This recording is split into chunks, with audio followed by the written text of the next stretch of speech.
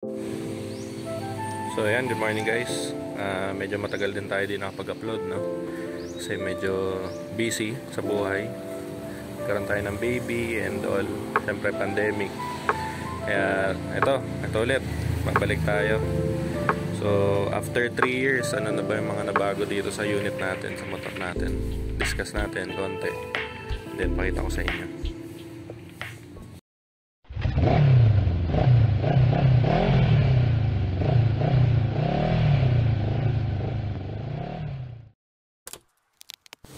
Yan, so currently ito na yung itsura nya. Nakakuha lang natin kagabi ulit after modification ng konti. So ano ba yung mga binago? After 3 years, ito na yung nabago. Sa mga nabago yung upuan natin, bobber style, split seat siya. Tapos natatanggal to, natatanggal para kung pwede siya maging carrier. Meron siyang bracket dyan sa ilalim. Pwedeng alisin yung upuan, parang maging carrier siya, lagyan ng bag for long rides, ganyan. And then syempre yung handlebar natin, Maynard handlebar. So pinaka-custom lang natin yan, para siyang clip-ons pero isang buo siya, mapapansin. Saka medyo pataas siya instead ng pababa. Cellphone holder, so charger, and voltmeter.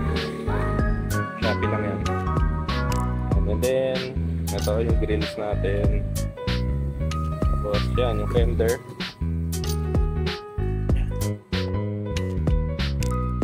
Yung fender natin sa harap at sa likod, pang BR, Bristol BR 400 yan.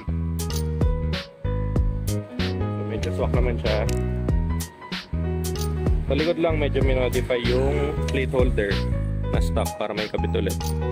And then stock na ilaw pa rin. Tapos extended swing arm,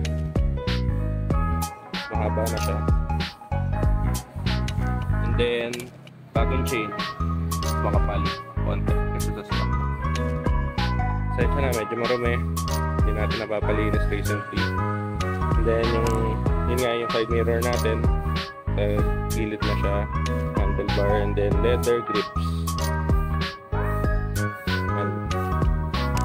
So halos stock pa rin naman yung makina niya, wala naman tayong pinalitan sa makina.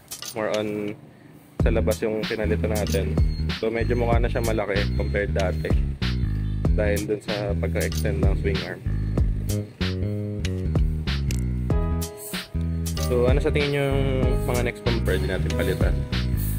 Ako sa tingin ko yung tambucha natin pwede natin palitan. Pinabala ko baka pang stock ng Rossi Classic 250. At sa tingin nyo guys, handlebar needs ko din palitan ng pang tracker para medyo mas mukha pa siyang classic. Let me know what you think guys. Mas naging maporma na ba siya ngayon? Bumagay ba yung look niya ngayon? O hindi niya masyadong trip? So yun, pinaayos din pala natin recently. Pinarepack natin yung mga gulong, bearing ng gulong, and also pinapalitan natin yung T-post bearing kasi medyo nanginginig siya sa high speeds.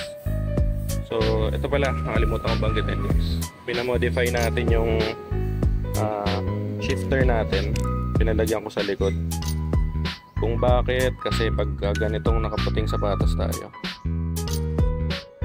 either sobrang dumi yung sapatos natin or nasisira sa katagalan. So kaya pinalitan natin siya ng ganyan. Modify lang kasi hindi ko sure kung may kasukat pa yung shifter natin na meron sa likod. Yun. So that is it for the short video guys. Update lang sa kung ano na nangyari sa motor natin. And yan, abangan nyo, mag-upload ulit tayo ng mga ibang videos. Peace out.